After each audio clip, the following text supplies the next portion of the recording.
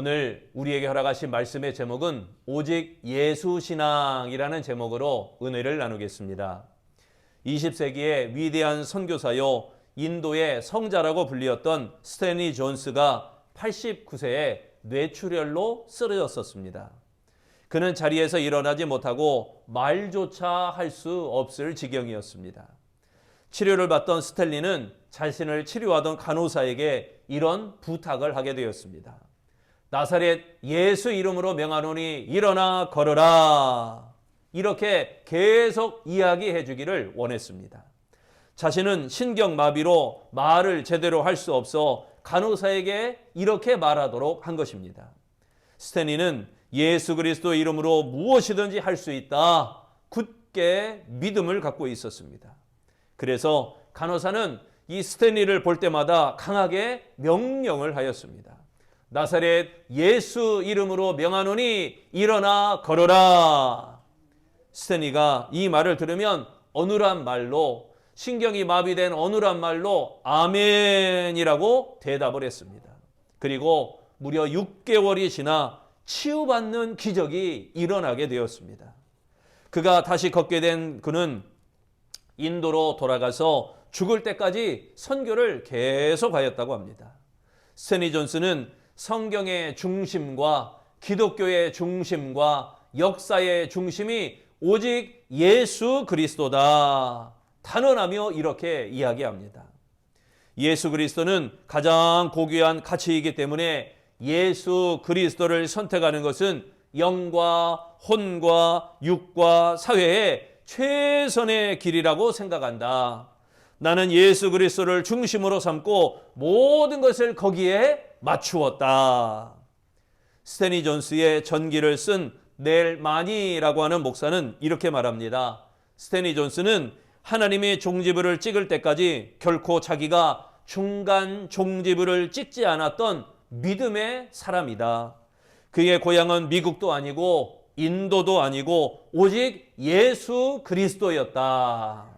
우리가 봉독한 말씀 마태복음 17장 본문은 예수님께서 변화된 사건을 기록하고 있습니다. 순환 예고를 3차례나 하신 예수님께서 베드로와 야고보와 요한을 데리시고 높은 산에 올라가셨습니다. 그곳에서 모세와 엘리야와 함께 예수님이 말씀을 나누시며 그 모습이 변형되셨습니다. 이 변화산 사건의 의미는 순환 예고로 인해서 혼란에 빠졌던 제자들에게 자신의 정체성을 나타내신 것입니다. 구원을 위해 자발적으로 고난을 받으시고 부활 후 얻어질 그 영광을 보여주시며 자신이 메시아임을 확증하셨던 것입니다. 6절에 말씀합니다. 제자들이 듣고 엎드려 심히 두려워하니 이런 구절이 나옵니다. 율법의 전달자 모세를 보았기 때문입니다. 율법은 구원의 능력이 없습니다. 죄를 알게 하고 죄인된 상태를 깨닫게 하여 두려워하도록 만드는 역할만 할 것이 바로 율법입니다. 따라서 이 율법을 신앙의 기준으로 삼으면 평안이 없습니다. 예수를 신앙의 기준으로 삼아야 이 두려움에서 해방되는 것입니다. 제자들이 정신을 차려보니까 예수님 외에 아무것도 보이지 않았습니다. 그들이 섬기고자 했던 엘리야도 그리고 모세도 그들 눈에 보이지 않았습니다. 빛나는 구름도 보이지 않았습니다. 그들에게는 오직 예수님만 보였습니다. 이것은 신앙의 대상이 모세도 아니고 그리고 엘리야도 아니고 신앙의 대상이 오직 예수 그리스도이심을 나타내신 것입니다. 그렇다면 오직 예수 신앙이 결단하는 것은 무엇인가? 첫째, 순종입니다. 김범석 목사는 역전이라고 하는 저서에서 인생을 역전시켜 주시는 하나님, 그 하나님을 소개하고 있습니다. 내려놓았더니 하나님이 문제를 풀어주셨습니다. 어려움이 있어도 하나님의 말씀에 예하고 순종하면 하나님께서 길을 열어주십니다. 그는 아버지가 목사님이셨어요. 아버지 목사가 쪽방촌의 빈민들을 위해서 목욕탕 겸 쉼터인 나사로 집을 만들 때부터 그와 함께 했습니다. 아버지를 도우며 자랐지만 정작 아버지처럼 살지 않겠다라고 다짐을 합니다. 그래서 목사는 되지 않겠다고 다짐을 했습니다. 빈민 목회도 더 이상 하고 싶지 않다는 것입니다. 하지만 마지막 결국 하나님의 뜻에 순종하여 신학을 공부하게 되었습니다. 그리고 높은 뜻 숭의교회 전도사가 된 그는 쪽방촌에서 벗어나 하나님의 은혜로 결혼을 하게 되었고 딸도 낳고 생활도 넉넉해지게 되었습니다. 그 즈음에 아버지가 뇌졸중으로 쓰러지게 되었습니다. 그때 하나님께서 쪽방촌으로 다시 돌아가라 라고 말씀을 하십니다. 이렇게 말씀하시기를 범서가 내가 내게 행한 일을 기억해라. 내가 하나님의 길을 간다고 쪽방촌 사역을 할 때 나는 높은 뜻 숭의교회 사역지를 너에게 주었다. 교회 사역지를 포기하면 너에게 열방을 줄 것이다. 나는 열방을 주는 하나님이다. 그는 결국 하나님께 순종하기로 했습니다. 평일에는 높은 뜻 숭의교회에서 사역을 하고 또 토요일과 주일은 나사로의 집에서 사역을 하게 되었습니다. 김범성 목사는 노숙자와 장애인과 탈북자의 자립을 도우며 동남아시아 지역과 아프리카에 이르기까지 열방을 섬기는 그러한 사역을 펼치고 있습니다. 그는 순종하는 자와 함께 하시는 하나님의 은혜, 그 하나님의 은혜를 지금도 경험하고 있습니다. 5절에 말씀합니다. 말할 때 호련히 빛난 구름이 그들을 덮으며 구름 속에서 소리가 나서 이르시되 이는 내 사랑하는 아들이요 내 기뻐하는 자니 너희는 그 말을 들으라 하시는지라. 여기에 들으라 이 말씀은 듣고 깨달아 순종하다라는 의미입니다. 마태는 제자들에게 예수님의 말씀이 이해가 되지 않더라도 순종할 것을 강조하고 있습니다. 말씀을 듣는다는 것은 예수님의 입에서 나오는 말뿐만 아니라 행동과 인격까지 다 들으면서 순종하는 것을 의미하는 것입니다. 변화산에서 모세와 엘리야와 예수님이 함께 나눈 말씀은 제자들에게 들리지 않았습니다. 그들에게는 영광만 보일 뿐이었습니다. 이에 제자들은 십자가가 없는 그 영광만 구하기에 급급했습니다. 여기 있는 것이 좋사오니 이렇게 고백하는 모습을 보면 그걸 알 수가 있습니다. 대개 그리스도인들은 갈보리보다 변화산을 좋아합니다. 그러나 갈보리의 순종이 없으면 변화산의 영광이 임하지 않는다는 것입니다. 아무쪼록 우리 아름다운 성도들도 예수님의 말씀을 듣고 우리도 갈보리 산보다 변화산, 그 변화산을 순종하며 나아갈 수 있는 변화산의 은혜를 경험하는 복 있는 성도들이 되시기를 축원합니다. 두 번째, 오직 예수 신앙이 결단하는 것은 바라봄입니다. 이스라엘에서 사역하는 정태권 선교사는 하나님께서 선교지로 부르실 때 너는 나만 바라봐야 된다. 너는 나만 바라봐야 한다라는 음성을 주셨습니다. 그는 선교지에서 어려움을 당할 때마다 이 말씀으로 새 힘을 얻게 되었습니다. 그런데 선교를 시작한 지 얼마 되지 않아 조카를 그만 사고로 잃고 말았습니다. 충격과 슬픔에 커졌습니다. 왜 하나님, 왜입니까? 하나님 왜 이런 일이 있습니까? 이런 의문과 간구가 신음처럼 계속되었습니다. 어느 날 말씀이 영혼을 잠잠하게 하여 주었습니다. 그 말씀이 욥기 1장 21절 말씀입니다. 주신 이도 여호와시요 거두시는 이도 여호와시니 여호와의 이름이 찬송을 받으실지니이다. 다시 주님만 바라보라는 음성으로 여기고 그는 이렇게 고백을 합니다. 상황과 환경이 어려울지라도 하나님의 말씀 앞에 서고 기도의 자리로 나아갑니다. 어떠한 고난과 위기를 만나더라도 영혼을 솟게 하실 하나님만 바라봅니다. 하나님 살려주시리라 믿습니다.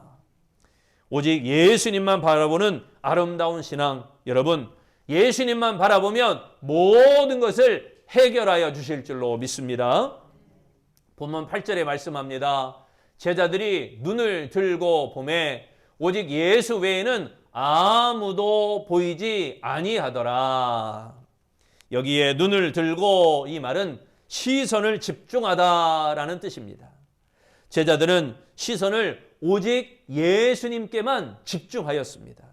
그 순간 율법을 대표하는 모세와 선지자를 대표하는 엘리야, 그들은 보이지가 않고 이제 오직 예수님만 보이게 되었습니다.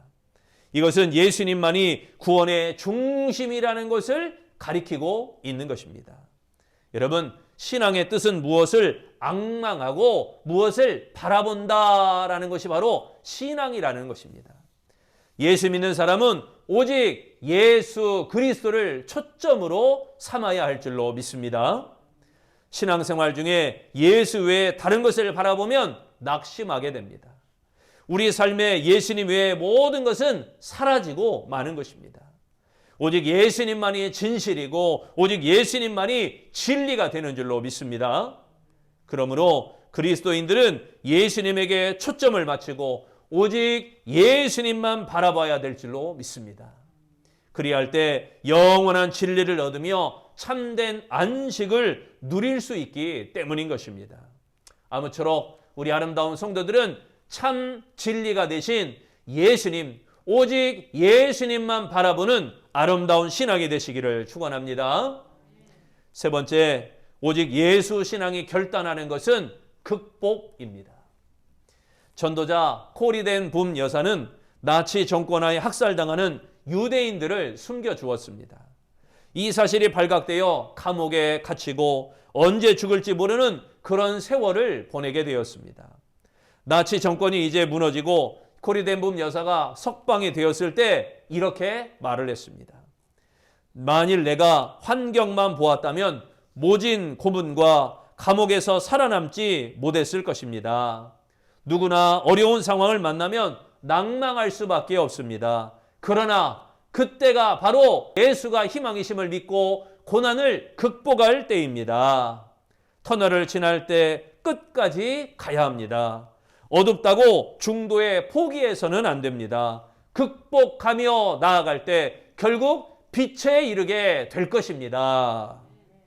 오직 예수님으로 말미암아 고난을 극복하는 아름다운 성도들이 되시기를 바랍니다.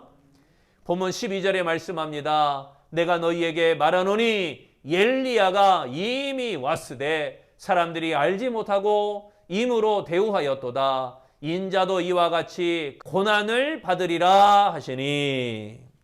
여기에 고난을 받으리라 이 말씀은 고난받는 종이 가져야 될 그 모습을 가리키고 있습니다. 예수님은 고난이 있을 것을 이미 말씀하셨습니다. 제자들은 예수님을 정치적 메시아로 생각했어요. 그래서 예수님이 왕으로 오신다고 하니까 진짜 왕이 되는 줄 알았어요. 예수님은 고난받는 중인 사실을 깨우쳐 주시며 고난을 각오하라 라고 말씀하셨던 것입니다. 변화산의 체험은 놀라운 사건입니다. 영광스러운 주님의 실체를 직접 목격했기 때문입니다.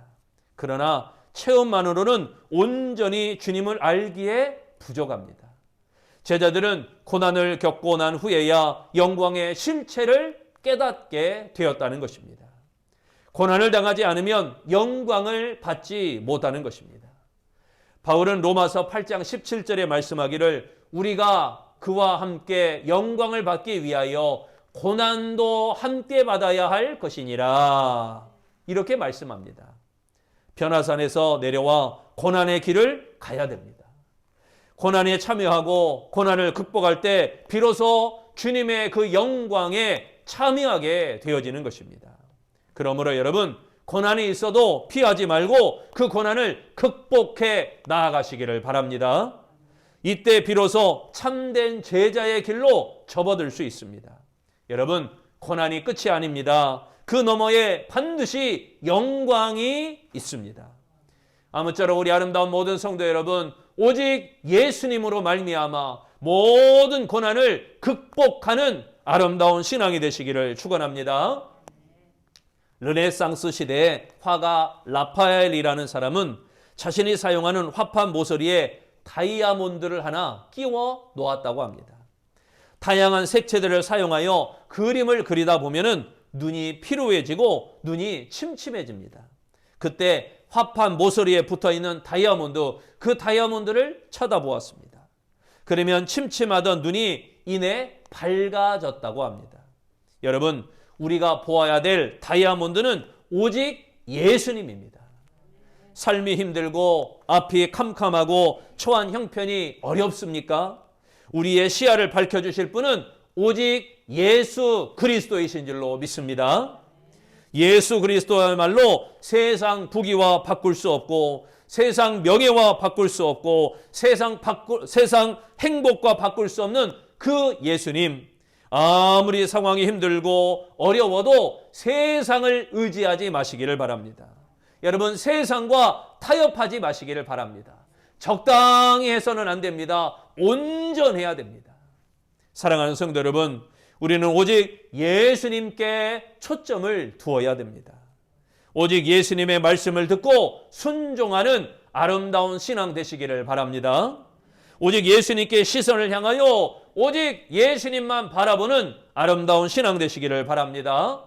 오직 예수님으로 말미암아 고난을 극복하는 진정 아름다운 신앙 되시기를 바랍니다. 그리하여 오직 예수 신앙으로 놀랍게 승리하는 아름다운 성도들이 다 되어지시기를 축원합니다.